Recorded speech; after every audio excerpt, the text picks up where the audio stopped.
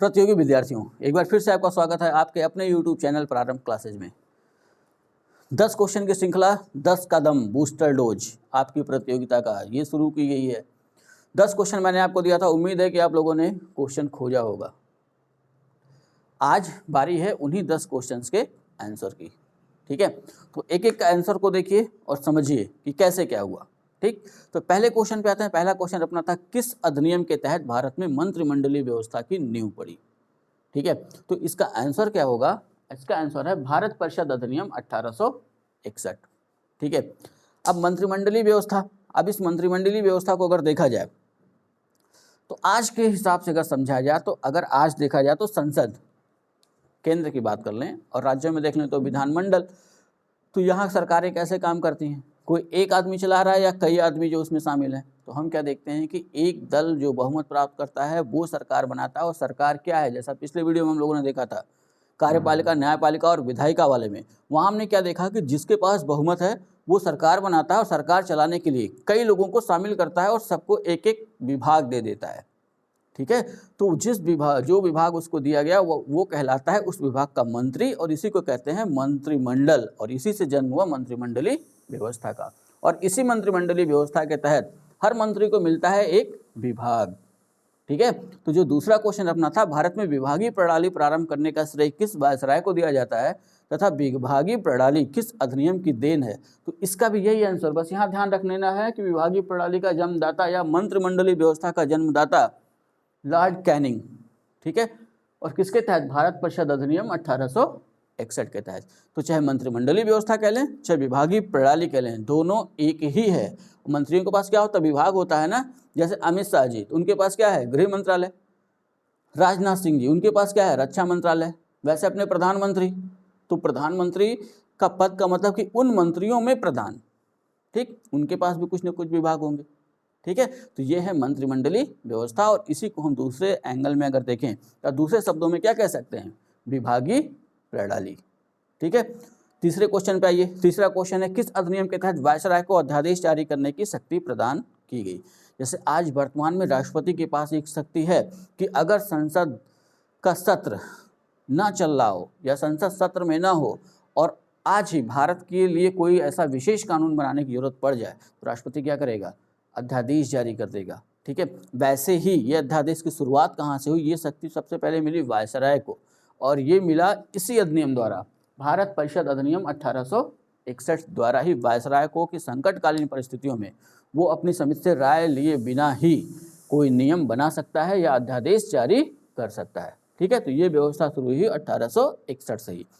Question number 4 देखिए, भारत में निर्वाचन पद्धति का सूत्रपात किस अधिनियम द्वारा हुआ? ठीक है, तो इसका आंसर है 1892। तो 1892 का जो भारत परिषद अधिनियम था या भारतीय परिषद अधिनियम, उसके तहत ही सबसे पहले निर्वाचन प्रणाली का सूत्रपात हुआ। ये अलग बात है कि उस समय निर्वाचन जो हुआ था वो अप्रत्यक्ष था। तो प्रत्यक्ष अप्रत्यक्ष इसको भी समझना होगा। प्रत्यक्ष का मतलब कि जिसको जनता सीधे चुन दे। जैसे हम क्या चुनते हैं? सांसद, विधायक, और वहाँ कौन चुनता है? हम खुद चुनते हैं ना। तो वो कैसा निर्वाचन हुआ? जहां हम खुद जाकर के चुन रहे हैं या जनता खुद जाकर चुन रही है, वो हो गया प्रत्यक्ष। और जब जिनको हमने चुन दिया, जैसे हमने विधायक चुन दिया, सांसद चुन दिया। ठीक है, अब ये विधायक और सांसद जो हमारे द्वारा चुने गए हैं, अगर अन्य किसी का चुनाव करें, जैसे राष्ट्रपति का चुनाव, तो राष्ट्रपति के चुनाव में कौन कौन भाग लेगा? लोकसभा, राज्यसभा तथा राज्यों की विधानसभाओं के सभी निर्वाचित सदस्य। ठीक है, तो ये जब राष्ट्रपति का चुनाव करेंगे तो उस चुनाव को कहेंगे अप्रत्यक्ष निर्वाचन। ठीक है, लेकिन ये ध्यान रखना है कि इस भी निर्वाचन में सबसे प्रमुख कौन है? जनता, यानी हम। ठीक है, तो भारत में जो सबसे पहला निर्वाचन हुआ ना, वो भारतीय परिषद अधिनियम 1892 के द्वारा ही। तो यहाँ सीधा क्वेश्चन पूछता है कि भारत में निर्वाचन पद्धति का प्रारंभ किस अधिनियम द्वारा हुआ? तो 1892। बस ये ध्यान रख लेना है कि यहाँ जो निर्वाचन हुआ वो कैसा था? अप्रत्यक्ष। और यहाँ पे जो सदस्य चुने गए ना, तो इनको मनोनीत कहा जाता था। ठीक है, नाम दिया गया कि मनोनीत हैं या अप्रत्यक्ष चुनाव द्वारा आए हुए हैं। 5 नंबर क्वेश्चन देखिए। 5 नंबर क्वेश्चन था, 1892 के अधिनियम के दोषों को दूर करने के लिए ब्रिटिश संसद द्वारा कौन सा अधिनियम लाया गया?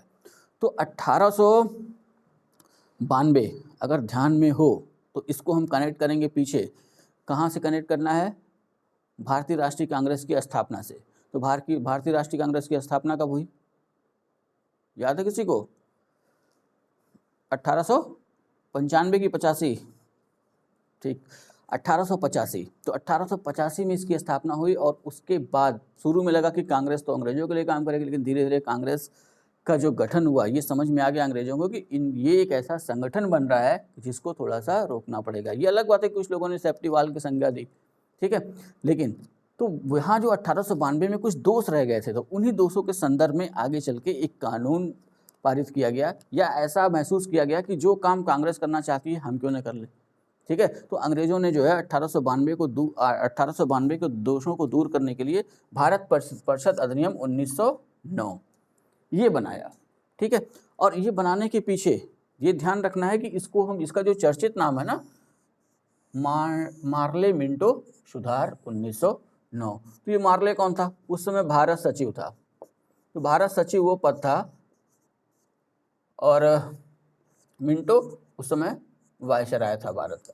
तो ये भारत में है जो वायसराय है, और भारत सचिव कहाँ है? ये ब्रिटेन में है, ठीक है। तो भारत सचिव का पद 1858 के अधिनियम द्वारा इसको देखना होगा कि जब ब्रिटिश कंपनी से शासन लेकर के ब्रिटिश क्राउन को दे दिया गया, यानी कि राजा के अधीन कर दिया गया, तो वहाँ पे एक व्यवस्था बनाई गई कि भारत में जो प्रशासन देखने के लिए ब्रिटेन में ही एक व्यक्ति होगा जिसको हम क्या कहेंगे? भारत सचिव। इसकी एक परिषद बना दी गई, उस परिषद में सदस्य थे 15, ठीक है। तो यहाँ अधिनियम की जगह पे इसको एक चर्चित नाम दे दिया गया, मार्ले मिंटो सुधार। तो ये क्या व्यक्त कर रहा है? ये व्यक्त कर रहा है कि कहीं ना कहीं ऐसा तो है कि अब अंग्रेज ये देखने लगे हैं कि अब भारतीय धीरे धीरे जागृत होने लगे हैं, ठीक है। नेक्स्ट क्वेश्चन पे आइए। किस अधिनियम को फूट डालो और राज करो की नीति का जन्मदाता माना जाता है? यहाँ ध्यान रख लेना है कि ये व्यवस्था तो पहले से चली आ रही थी, लेकिन जब अधिनियम शब्द जुड़ जाए और जन्मदाता शब्द जुड़ जाए तो हमारा आंसर क्या होगा? भारत परिषद अधिनियम 1909। तो यहाँ ये ध्यान रखना है कि भारत परिषद अधिनियम के 9 के तहत हिंदू और मुसलमानों को पृथक निर्वाचन की व्यवस्था दी गई, और ये पृथक निर्वाचन इतना घातक सिद्ध हुआ आगे चल के कि अंग्रेजों ने इसी का फायदा उठाया और हिंदू मुसलमान को लड़ाते रहे और भारत पे राज करते रहे, ठीक है। तो ये हुए अपने 6 क्वेश्चन। 4 क्वेश्चन हमने दिए थे करंट से आपको। तो करंट के क्वेश्चन अगर आप खोजेंगे नहीं और ये इन क्वेश्चंस को आप खोजेंगे नहीं तो आगे विकास होना थोड़ा मुश्किल है, क्योंकि इन क्वेश्चंस को खोजने के दौरान अब 1909, तो अब जिसने भी खोजा होगा तो उसने क्या किया होगा? 1909 पूरा पढ़ लिया होगा। जिसने भी खोजा होगा 1892 पूरा पढ़ लिया होगा। जिसने भी खोजा होगा 1861 पूरा पढ़ लिया होगा। तो उद्देश्य खाली ये नहीं है कि आपको सिर्फ 10 क्वेश्चन में दूँ, उद्देश्य ये है कि आप पढ़ें, ठीक है। तो करंट वाले क्वेश्चन पे ध्यान दे लेते हैं। तो करंट के क्वेश्चन में हमने जो पहला आपसे पूछा था, हेलियोपोलिस युद्ध स्मारक कहाँ स्थित है? इसका निर्माण किस उद्देश्य से किया गया था?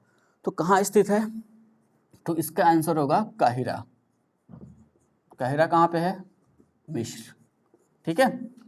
काहिरा मिस्र की राजधानी है, तो मिस्र में स्थित है। और ये स्मारक बना क्यों? तो जो प्रथम विश्व युद्ध हुआ था तो उसमें से कुछ ऐसे सैनिक थे जो मिस्र और फिलिस्तीन की तरफ से जो है युद्ध लड़े थे, ठीक है। तो उन्हीं वो जो सैनिक शहीद हुए, उन शहीद सैनिकों के याद में या उनके सम्मान में ये हेलियोपोलिस युद्ध स्मारक बनाया गया। यहाँ मैं लिख नहीं रहा हूँ, आपको लिखना होगा, ठीक है।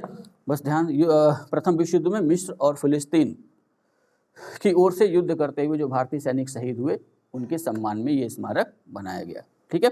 अभी इसलिए चर्चा में रहा कि जब नरेंद्र मोदी जी मिस्र के दौरे पर गए तो उन्होंने इस स्मारक का भी दौरा किया था, यहाँ पुष्प अर्पित किया, ठीक। नेक्स्ट क्वेश्चन जो अपना है 8वां, अगर क्वेश्चन देखा जाए, सेंट्रल विस्टा परिसर की परिकल्पना किसने की थी तथा इसका उद्घाटन कब किया गया? तो यहाँ इस क्वेश्चन पे मुझे चाहिए अटेंशन इसलिए चाहिए कि आप लोग में से अधिक लोगों ने जो है इसका आंसर जो है 28 मई 2023 दिया होगा, ठीक है, लेकिन ऐसा नहीं है। क्वेश्चन क्या है? सेंट्रल विस्टा परिसर की परिकल्पना, और अभी जो हुआ ना 28 मई को, ये था सेंट्रल विस्टा पुनर्निर्माण योजना, ठीक है। तो यही अंतर है क्वेश्चन में, इसीलिए क्वेश्चन मैंने दिया था। तो ये ध्यान रख लीजिए, इसका आंसर क्या होगा? सेंट्रल विस्टा परिसर की परिकल्पना किसने की थी तथा इसका उद्घाटन कब किया गया? तो इसका आंसर है एडविन लुटियंस,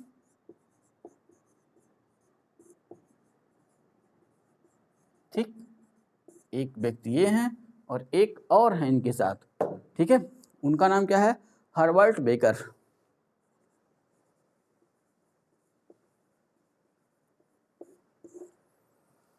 हर्बर्ट बेकर। चलते हैं थोड़ा पीछे। दिल्ली, पहले राजधानी भारत की थी दिल्ली, कलकत्ता।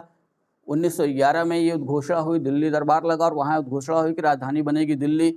12 में राजधानी दिल्ली 12 में कलकत्ता से राजधानी दिल्ली स्थानांतरित हो गई। अब राजधानी बनी तो कुछ भवन भी तो चाहिए। तो इसी संदर्भ में ये दो वास्तुकार हैं, एडविन लुटियंस और हर्बर्ट बेकर। तो इन दो वास्तुकारों ने एक ऐसे प्रशासनिक ढांचे की संकल्पना की जहाँ पे से भारत का पूरा प्रशासन चलाया जा सके, जैसे राष्ट्रपति भवन, संसद भवन और उसके साथ जुड़ा हुआ इंडिया गेट, ठीक है, और उसके साथ जुड़ी हुई अन्य इमारतें। जो ये 3.5 किलोमीटर का जो रास्ता है, जिसको इस समय हम क्या कह रहे हैं? कर्तव्य पथ। उसको पहले राजपथ कहा जाता था। अब ये राजपथ के किनारे किनारे ये जो परियोजना बनाई गई थी, तो इसका जो उद्घाटन हुआ था ना, वो ध्यान रखना है 13 फरवरी 1931। 13 फरवरी 1931, ठीक है। ये 8 नंबर क्वेश्चन को हम देख रहे हैं। 13 फरवरी 1931 को इसका उद्घाटन हुआ था। और ये ध्यान रख लेना है कि उस समय वायसराय कौन था? तो उस समय वायसराय या गवर्नर जनरल की बात कर ली जाए तो वो था लॉर्ड इरविन, ठीक है। तो लॉर्ड इरविन था। अब ये डेट आप ध्यान में रखिए, 13 फरवरी 1931, ये है नई दिल्ली की स्थापना के लिए। समझ गए? तो दिल्ली राजधानी कब बनी या कब घोषित हुई? तो 12 दिसंबर 1911 ये घोषित होने की डेट है, ठीक है। और नई दिल्ली की स्थापना कब हुई? तो नई दिल्ली की स्थापना जब पूछेगा तो अपना आंसर क्या होगा? 13 फरवरी 1931। और उसमें वायसराय कौन था? Lord Irwin. समझ में आ गया? ठीक। लुटियंस को ही दिल्ली का, नई दिल्ली का जन्मदाता माना जाता है और बातों बातों में हम इसको कह भी देते हैं कि लुटियंस की दिल्ली, ठीक है। नेक्स्ट क्वेश्चन पे आइए। मणिपुर शांति समिति का गठन कब तथा किसकी अध्यक्षता में किया गया? तो इसका आंसर है गठन कब। तो कब की बात करें तो 10 जून 2023, ठीक है। 10 जून 2023 को इसका गठन किया गया, ठीक। अब आगे इसमें हमने पूछा था किसकी अध्यक्षता में किया गया, ठीक। तो मणिपुर के राज्यपाल हैं अनुसुईया उइके।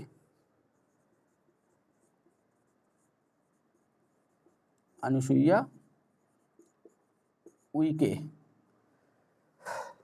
अनुसुईया उइके के नेतृत्व में या अध्यक्षता में मणिपुर में जो हिंसा हुई है, उस हिंसा के संदर्भ में मणिपुर शांति समिति बनाई गई है कि ये समिति क्या करेगी? मणिपुर में शांति बहाल करेगी। एक वीडियो में आपको मणिपुर हिंसा पे पूरा दूंगा कि मामला क्या था, क्या क्या कैसे हुआ, क्या कब हुआ, ठीक है। तो उसके लिए थोड़ा सा इंतजार करिएगा।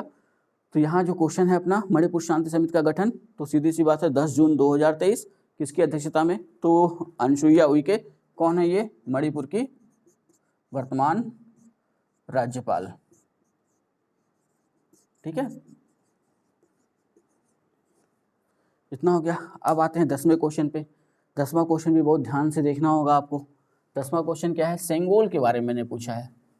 अभी हमने देखा जब नए संसद भवन का उद्घाटन हुआ, ठीक है, सेंट्रल विस्टा पुनर्विकास योजना के तहत, मैं बार बार दोहरा दूं कि अभी जो था ना वो सेंट्रल विस्टा पुनर्विकास परियोजना थी, क्योंकि 31 में बनी थी और लगभग 92 साल हो चुके थे बने हुए इन इमारतों को। इसलिए जो है नए संसद भवन की जरूरत हुई जनसंख्या बढ़ने की दृष्टिकोण से, ठीक है। तो अब वहाँ पे एक प्रतीकात्मक एक दंड स्थापित किया गया जिसको नाम दिया गया सेंगोल, ठीक। तो ये सेंगोल आया कहाँ से? सेंगोल, हमारा क्वेश्चन था सेंगोल शब्द मूलतः किस भाषा से और किस शब्द से लिया गया है एवं उसका हिंदी अर्थ क्या है, ठीक है। तो जब भाषा की शब्द, तो ये कैसा शब्द है? तो ये ध्यान रख लेना है, तमिल शब्द है, ठीक। जोड़ेंगे इसको चोल साम्राज्य से। तो जब चोल साम्राज्य से हम जोड़ते हैं तो चोल साम्राज्य का क्षेत्र केरल का पूर्ववर्ती क्षेत्र और तमिलनाडु और थोड़ा सा आंध्रा और कर्नाटक जो आज का है, ये पूरा चोल साम्राज्य था। तो यहीं से इसको जोड़ना है, ठीक है। तो वहाँ तमिल भाषा से लिया गया। और आगे क्वेश्चन था किस शब्द से लिया गया है? तो तमिल भाषा का जो शब्द है वो है सेम्मई, ठीक। तो सेम्मई से ही क्या बना? सेंगोल बना, ठीक है। और ये किस हिंदी अर्थ क्या होगा? तो नीति परायणता,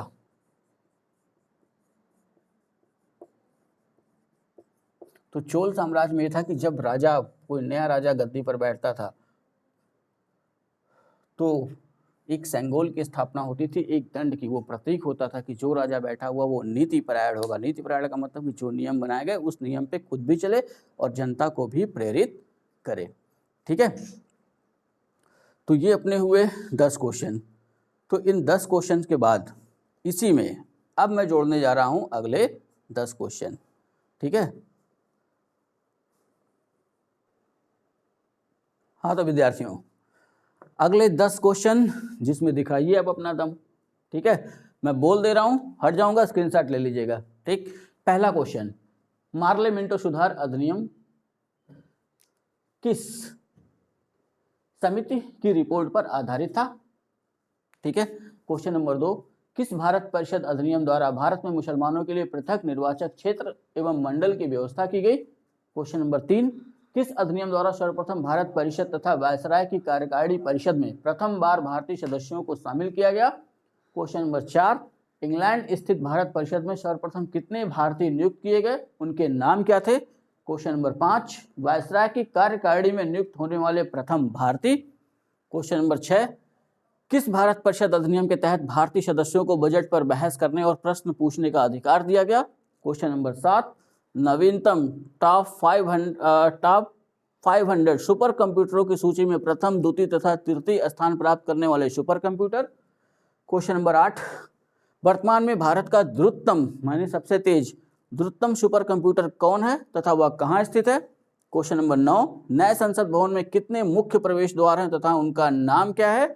क्वेश्चन नंबर 10, नए संसद भवन के लोकसभा तथा राज्यसभा का आंतरिक हिस्सा किस पशु, पक्षी या फूल पर आधारित है? तो इन 10 क्वेश्चनों में दिखाइए अपना दम, खोजिए इनके आंसर, भेजिए हमारे पास। कल मिलते हैं नए 10 क्वेश्चन के साथ और इन 10 क्वेश्चन के आंसर के साथ। ठीक है, अच्छे से पढ़िए, मन लगा करके पढ़िए। मिलते हैं नेक्स्ट वीडियो में। हाँ, एक बात और कहना था कि वीडियो अगर अच्छी लग रही हो तो लाइक करें, कमेंट करें, शेयर करें और सब्सक्राइब, जो अभी तक नहीं सब्सक्राइब किए हैं वो भी इसको सब्सक्राइब करें। मिलते हैं नेक्स्ट वीडियो में, तब तक के लिए जय हिंद।